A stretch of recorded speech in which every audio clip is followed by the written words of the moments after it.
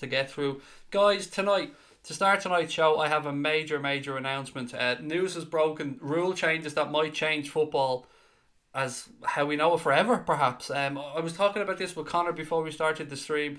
These rule changes are actually quite substantial. You often see little bits and pieces, but stuff has come out over the past 24 hours, and I'll go through it now. So new law changes revealed by the IFAB over the weekend concentrate on 5 rules which could drastically affect key areas of the game.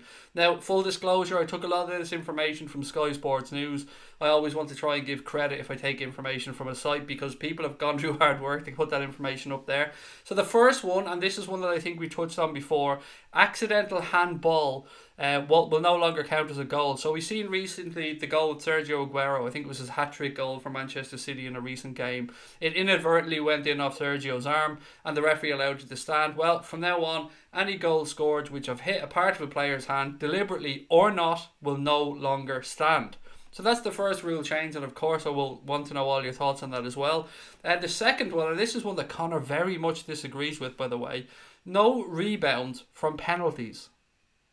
I'll say it again, no rebounds from penalties. So as we know, and the example that they used here was Paul Pogba's recent penalty. It was saved by the keeper, comes back out, Pogba scores the rebound, job done, goal for United, Pogba celebrates, happy days. Well, now that won't happen anymore. This means players will no longer line up across the edge of the penalty area in an attempt to get in for the rebound. So penalty kick, goalkeeper saves it or hits the post, that's it, restart the game.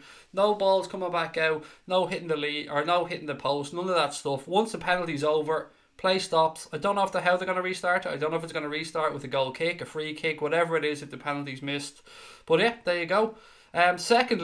Thirdly, I should say, substituted players can now leave the field anywhere. So to stop time wasting, and this is something that is rampant in the game. How many times have we seen substitution board go up, a player get the little nudge beforehand to say, look buddy, you're coming off in a second, and he trundles across to the far side of the field, bends down to tie his lace. Oh, is that my number that's up? And then he takes 45, 50 seconds to, strut across the field. Well, now, to stop that time wasting, when a player's taken off, they'll no longer have to leave the field at the halfway line. They can leave the pitch at the nearest point of exit. That's the corner flag, they leave it there. If it's the far side of the pitch, they leave it there. Behind the goal, wherever it is, you leave the field there.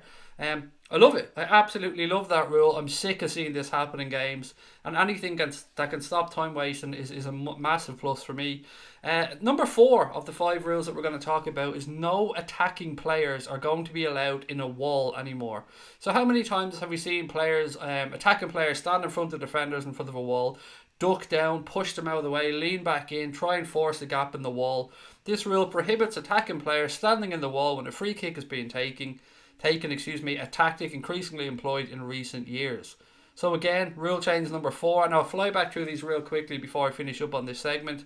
Number 5, coaches will receive yellow cards, Well, they say cards in this.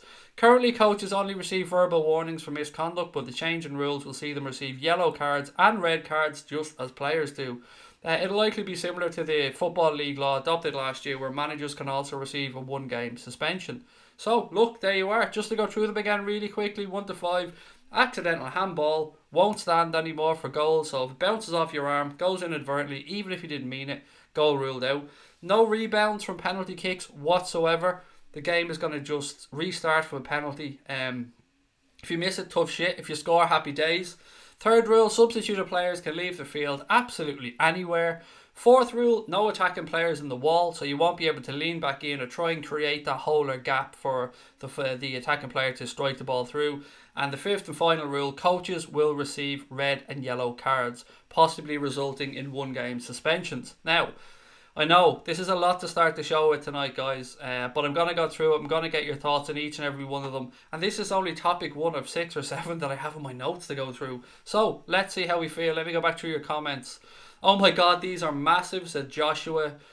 Louise, how are you, pal? Said, hey Craig, I agree with the subs rule. What else have we got? Pragmaverts was talking about the substitution rule and said, yep, they can leave anywhere, they have to take their shirt off to avoid confusion in peripheral vision, which is an interesting point he makes. No rebounds from penalties will slow the game down now, to be honest, said John Hayden. I wonder, mate, and I spoke about this with Connor beforehand, is the thinking behind this no rebound stuff kind of, the double jeopardy rule? So if you miss the penalty and it comes back, you've another chance to score. Maybe they're thinking that, the penalty in itself is enough of an opportunity. I actually don't know why exactly they came to the conclusion for this one. But as I said, if anybody wants to read through this in more details, on the Sky Sports site, Dermot Gallagher gives his opinion on each and every rule. So you can go on there, and full disclosure, as I said, that's where I took the information for this article from. If you want to go up there, have a look. It's in more detail there than I can go through on here. Did you see Vertonghen stand 1 yard behind Aubameyang when the penalty was taken? The new rule will end that, said AJ, which is true.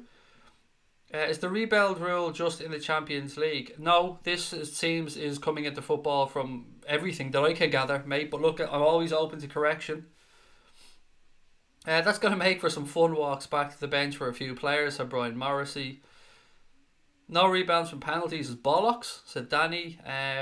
What happens if Kimmich gets on the end of a rebound? I don't know what will happen to Kimmich, mate. Perhaps we can read about that in Der Spiegel as we go along. Thank you for letting me say Kimmich and Der Spiegel, Pragmaverts.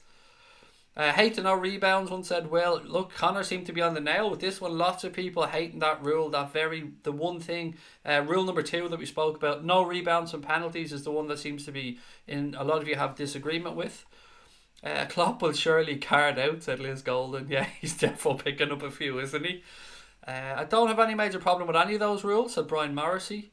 The penalty one, it does seem like the one that most goes against not the spirit of the game, but the flowing of the game. The flow of the game, perhaps? Yeah, the flow of the game that we're used to. I mean, penalty hits the post and it comes back and a player scores it. Then it used to be ruled out if the same player that struck the penalty and it hits the post, it used to have to touch another player, whether it be the keeper or another forward comes in and scores.